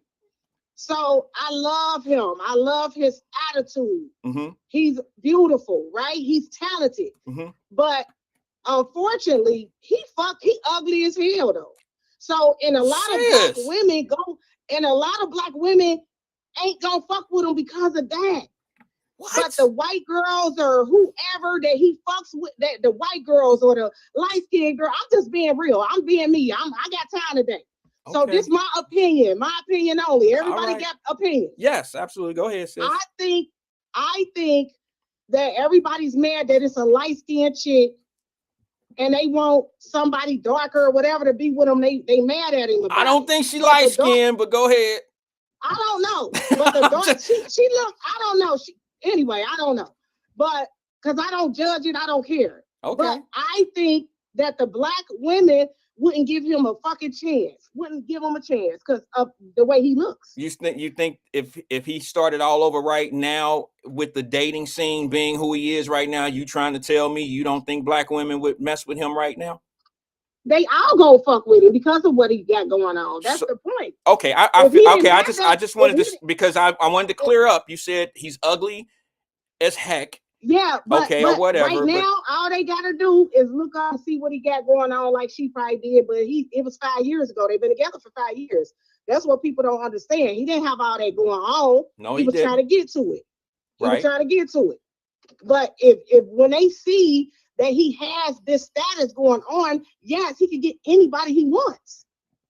Yeah. Because that's what they're going to be worried about. They're not going to worry about his looks or none of that. But a lot of black women that I know that I don't fuck with them and be around them, I'm a black woman. They go by the looks. And the only way they would go by anything dealing with him is because he got something going on and they done checked on it and then they going to give him a chance. She might have got with a person that didn't even look at that. She just was winning because she's winning because she liked him for who she was after the fact when she said he wasn't her type. Well, let's do the math on going back 5 years. I mean, he's been in college football for 4 years. I don't know if he was going to be a star in the 12th grade. I don't know if you're going to be a professional athlete when you're in the 12th grade. There's a whole lot of prospects in the 12th grade that go off and get recruited by D1 schools. You know what I mean? So, and that, I don't know. Maybe she did know he was going to be, maybe she look, his circle is a little bit different. You say you got time today? Let me keep it a little bit. I got time today. Let me give you a gem. Let me drop a nugget real fast. Travis Hunter was probably going to be in the NFL, and you could probably tell because of his support system from day one. He's been around Deion Sanders pretty much his whole life. So when you had that type of background, when you had that type of support, you around money, you around influence. And to be honest with you, it's not that hard to tell that he's going to be something in life. He might not be the number one pick. He may be the last pick, or he might just be something in the game of football or whatever because of his surrounding, his team, his people. Did you see, the only new face on his platform up there on Heisman Day, the only new face was Lil Wayne. That's it. Everybody else was around him before he even made it to college. The girl was with him before college. The Coach Prime was there before college. These guys, you got to understand. So when you around certain people, you do attract, you do bring in other people. That leech off of you, and they say, "Oh, he around Prime, shit." You know what I'm saying? He around Deion Sanders, shit. He around Shador Sanders. They around all the money. He's staying the night over Shador Sanders. And see, sometimes, and I ain't trying to be nasty about it, but sometimes girls get cool with one of the dudes so they can get to the other dude. And I'm not suggesting that's what happened, but I do know that if he running in them circles of being around all that money and all that influence and stuff, what young girl, don't want to date guys that's Shador Sanders and all of Deion Sanders kids and don't want to be around that lifestyle? There's a lot of girls, and they don't care if you're ugly. Look, they don't care. They don't care what you look like because it might not be you they end up with. I totally agree. See, I ain't looked too much into it like that, Wyatt. Now you all trying to be all, you know what I'm saying? I wasn't even looking into it all like that. You feel me?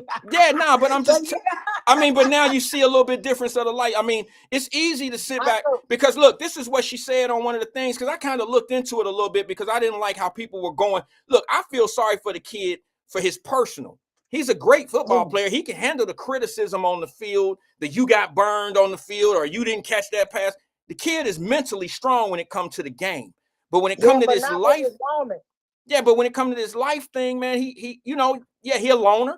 And when it comes to this life thing, man, anybody in his shoes could be vulnerable. And I think he getting a hard, they doing him a little hard out here. And I don't like to see the little brother go through all of that. It's unnecessary. I mean, be happy for the young man. You got grown ass men out here who ain't even married trying to tell this man what to do and don't love who you love, don't this, that. And I'm tripping. And there's a video clip out. Let me say this one for you, Harsh, and then you can have the floor. There's a video clip now. The internet is undefeated. There's a clip out right now of Deion Sanders when he was a coach at Jackson State, where he was talking to Travis Hunter and some other players. And it's a little funny clip. And he's talking to him and he was like, well, one day you're going to need a prenup. And now they using that towards saying that that's why Deion even know his girl ain't shit. And I'm like, well, he do need a prenup. But however, he was talking to the room. He wasn't talking to just him. And the reason why Deion Sanders said all of that is because how many times Deion Sanders been married and had to face that prenup, that splitting of the money shit. Yeah, that's what I'm saying. So that's why Deion Sanders is more of a father figure to these young men in the locker room than we know as regular people. You can hear what he talk about staying out late, don't do this, don't do that. And he treats Travis Hunter like his own damn son. So yeah, you're going to have them type of conversations with a young man. That's my favorite person. I love me some Deion Sanders. I like him too. I think he's good. I love me some Deion Sanders and respecting. But For you sure. got to And get. I didn't look. You got to I get didn't back look- to that. Ain't no girls gonna mess with him because he ugly as hell. I don't agree with that. Listen. don't No, agree I'm with that. going by what I hear from the age groups of him, right? Yeah, them girls 'Cause I got talking shit. daughters. They talking shit. That's what they. I got daughters and things like that. And hold on. This my name and my number. So call me on Thursday and Friday. Okay. Okay, I hear somebody in the background. All right. Thank you. I'm sorry, y'all. I'm No, sorry. that's all right. I'm We in the thought you was trying to process put yourself a show date. No, where- I'm sorry. Tuesdays and 'Cause Thursdays I'm, at 9 o'clock. I got a business, so I'm still working. So that's Nah, I understand. Go ahead. Yeah, what I'm saying is, damn, what was I saying? Okay, so at the end of the day, the women his age, that's what they say. That's why they making a big deal about it with her, by her saying, I wasn't attracted to him. How many people wasn't attracted to somebody, but then became attracted to him once they were around him? But they make it such a big deal about her saying she wasn't attracted to him, and then they making the social media making it like Coach Pam just telling him to get a prenup, and he only told him. He didn't just tell him. Nah, he told everybody. Yeah, he was talking to the room. But yeah, so. But at the end of the day, I just wanted to call in because I love the show. Thank you. This is one of my favorite shows. Thank you, sis. I watch appreciate the manual too. I be cracking up. Hey, I watch all of it. Yeah. I watch the show too.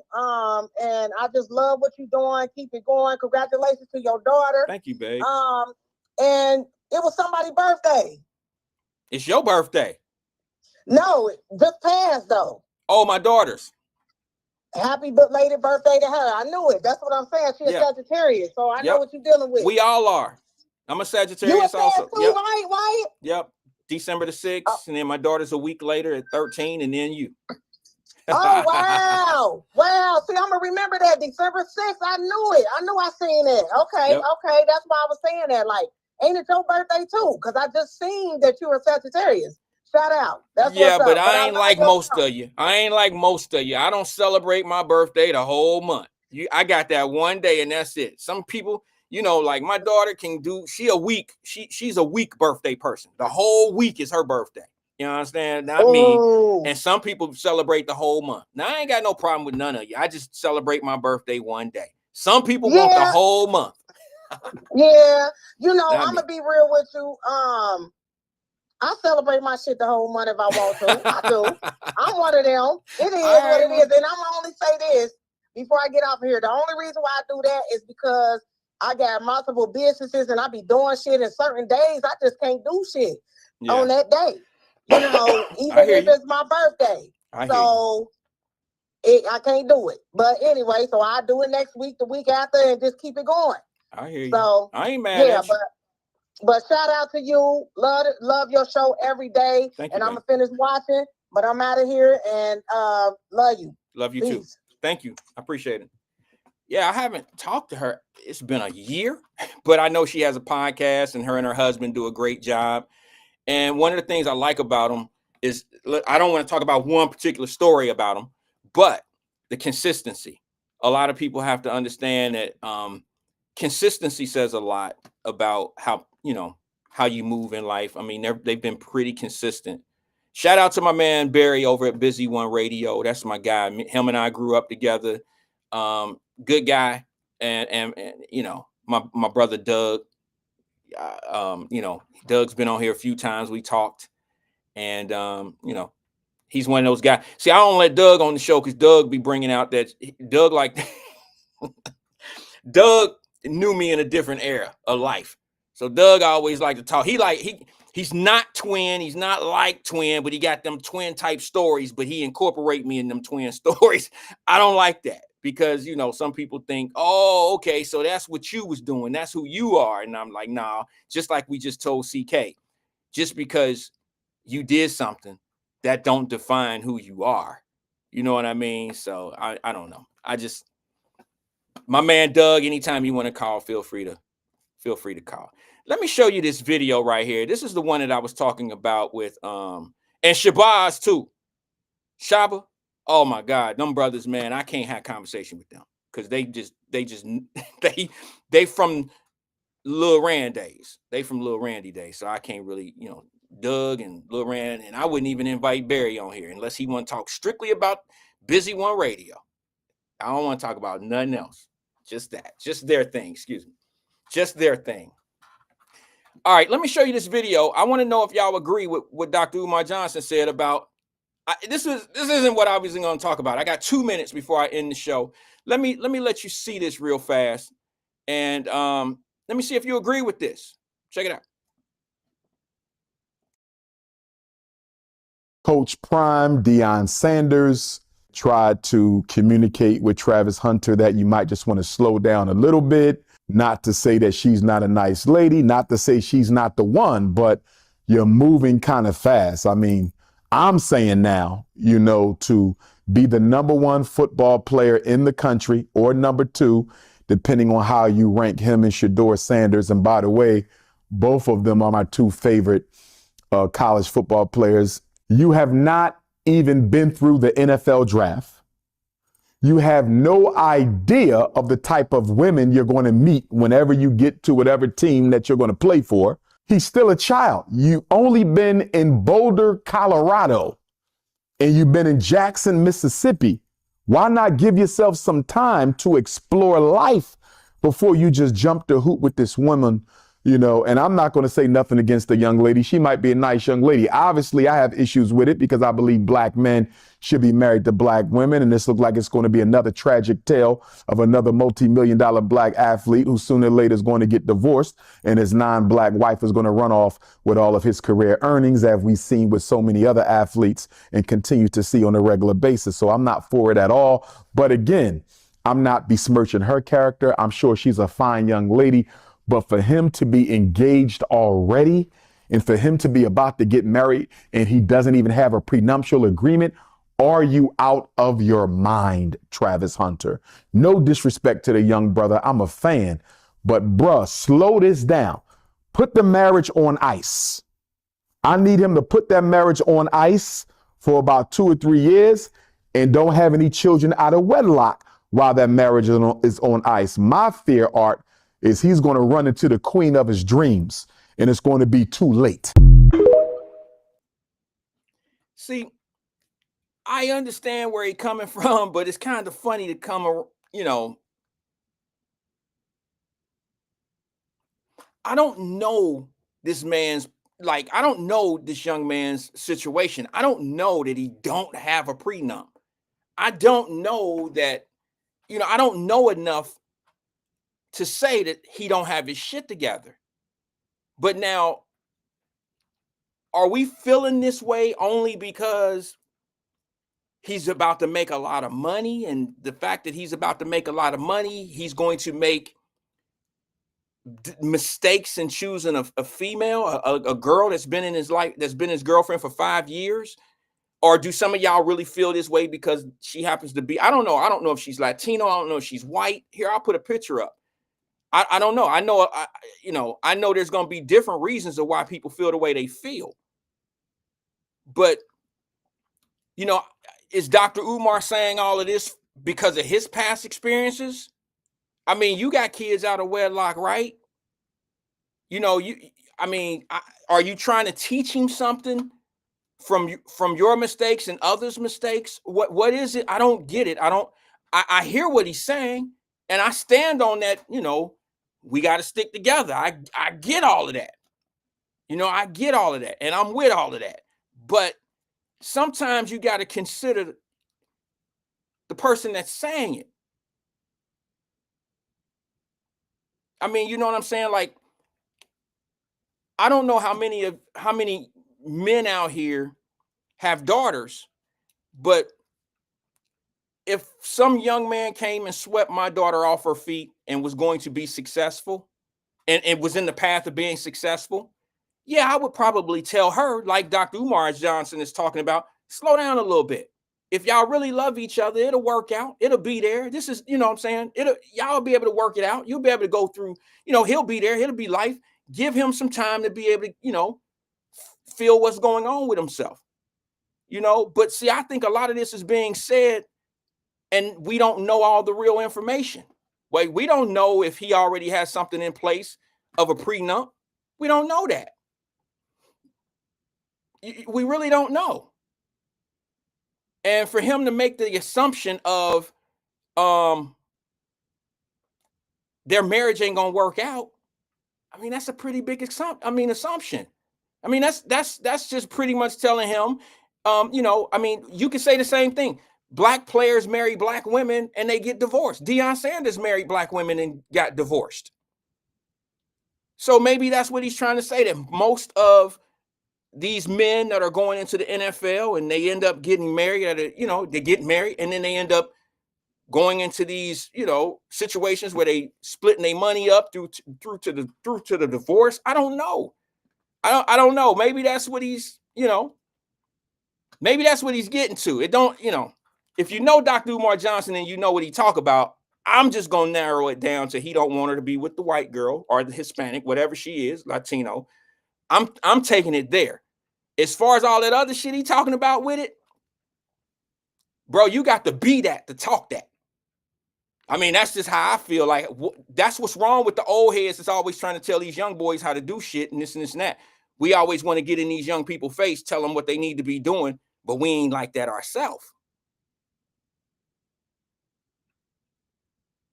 Don't get married, get married. What is it? Wait to get married. What is it? I don't know. I don't get it. I'm sorry. I know what he's saying. I know what he's trying to say. I know what he's trying not to say out loud. I know what he's getting to.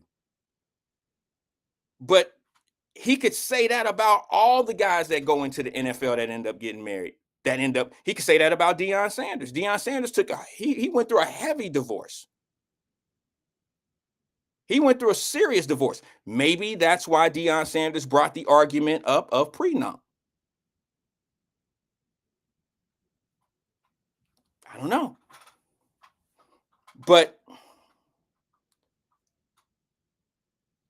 maybe I'll ask him. Maybe I'll ask Dr. Umar. He's supposed to be coming on the show sometime soon.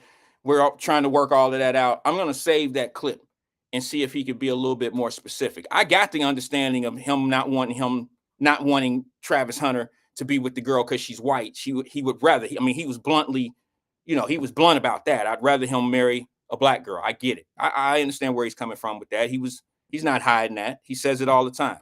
But I don't know. I think that's the only reason. I don't think he has anything to do. If I don't think he's against marriage and all of that. It's just hard for him to talk about stuff like that because he's not married. He has kids out of wedlock. How you gonna preach about shit like that and tell people not to do it, but that's what you're doing? I don't know.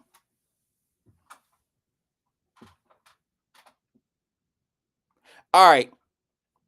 I didn't even really want to play that clip, to be honest with you, but it came up. So I said, well, I got it. I got one question, though, before I get out of here. I'm curious to know something, if anybody else has seen this. And I'll get more information and I'll talk about that Dr. Umar thing and Travis Hunter. That type of stuff is like for inquiring minds that want to know people personal shit. I don't really get into stuff like that, but I'll work on it and see if I can get a little bit of more detail, because I see a young man that's crashing and burning when it comes down to his personal life. He's bringing it to the social media, and he really needs to stay out of that space, to be honest with you, because he's a great baseball or football player. He's an athlete. He's a great football player, but he's kind of a loner and he's to himself. And I think the social media and this evil world we live in is really going to get the best of him.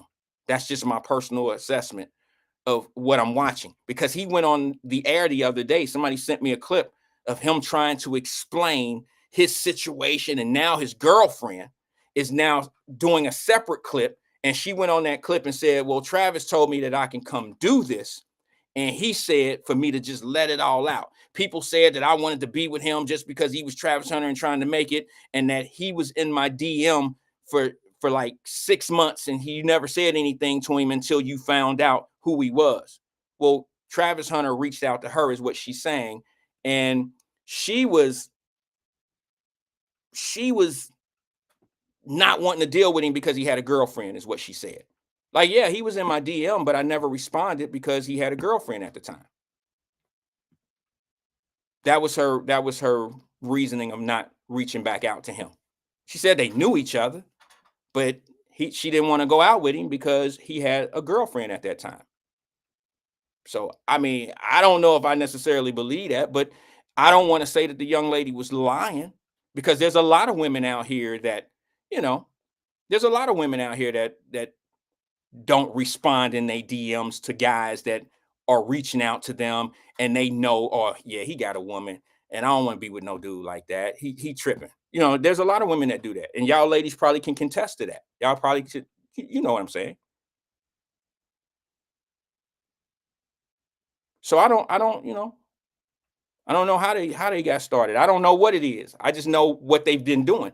And if you listen to the stories that's out there, you might have a better idea of why I take my position. If you listen to what Travis Hunter said on his podcast, or on his little crash out, his crash out point, and then listen to the girlfriend, this all came out like yesterday, the day before. If you listen to them, then you probably would have an understanding of why I'm taking the position that I'm taking. But if you didn't watch those, then you probably don't understand why I'm taking my position. So we'll leave it right there at that. I got a question for you guys. The drones, before I get out of here, the drones. Y'all seen that on the television? They got these big old drones. And what's up, JS? What's up with these drones? I want to talk about that. I want to talk about that maybe tomorrow. Because look, this is what's crazy. For 2 years now, maybe 2.5 years now, I've seen these drones where I live. I'm not trying to make it about any. I thought the drones in the air at nighttime were normal. Does anybody else live in an area where you can look up in the sky and these? If I was a kid, I would have been scared because they look like spaceships. They look like spaceships, and they just sit up there all night. Now you can see them I can't see them in the daytime, but at nighttime you could clearly see them. They're in my neighborhood. I mean, you could catch. They're scattered out, but you could catch anywhere from 4 to 5 of these drones just flying in the air, just hovering all night, blinking. And I know they're not airplanes because they're not moving. And I'm just curious to know, is this happening in anybody else's area? Because I know it's happening big over in New Jersey. I get it. But for 2.5 years, I've noticed these drones at nighttime. And now they're a big issue over in New Jersey, over in the East Coast. For me, it's been a normal thing for me. Anybody else getting those drones?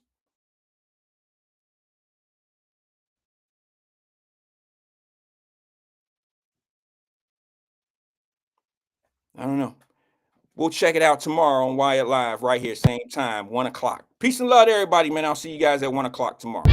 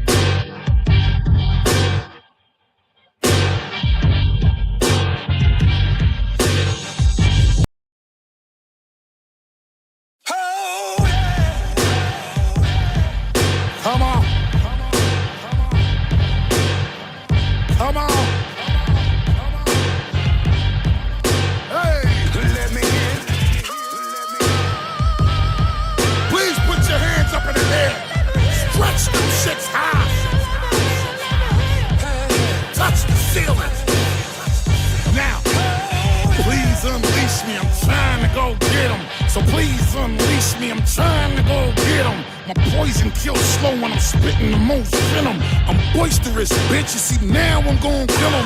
Unfortunate for you when your clowns and those with them. It's already been sanctioned on how I'm gon' hit them and how I'm gon' whip them. Dethrone the motherfucker, bust his head until it's swell and the crown just won't fit him. And treat niggas like I kill cows to go skin them. Another dead horse, send a guard to go and kick them. No matter who you with, you be dying alone, victim. The sending of a bitch with a knife to go and slick them. This family gon' miss them. To send the same bitch to the wake, just to lean in the casket and go and kiss them. And bunch y'all up like fruits in a basket in the interim. This be the type of shit you should bang in a mean system. Painful, ain't it? So painful, ain't it? That sound of a nigga squealing like a wounded dog after catching a hot one. Please unleash me, I'm trying to go get him. So please unleash me, I'm trying to go get him. And if ain't nothing broke, why you trying to go fix them? And drop another classic, stop trying to remix them. And when I cause eternal bleeding, I'm starting to see symptoms. This bus rhymes a ruler like living in 3 kingdoms. We move in the mountains, yeah, we shift them. Until you feel pain like we pulling out 3 wisdoms. Shorten their breath until we making them cough. And then we pissing them off like evictions. We got you niggas sitting up under a tree wishing that I continue giving you drugs like prescriptions. And I hope you're aware of restrictions. Got a fortune teller next to the best with predictions. And now I got niggas needing them physicians. But to talk about me trust ain't no need for descriptions. Enough said. I said enough said. You know when your shit so hot it's smoking till niggas wanna call you Smoking Joe Frazier. Please unleash me, I'm trying to go get him. So please unleash me, I'm trying to go get him.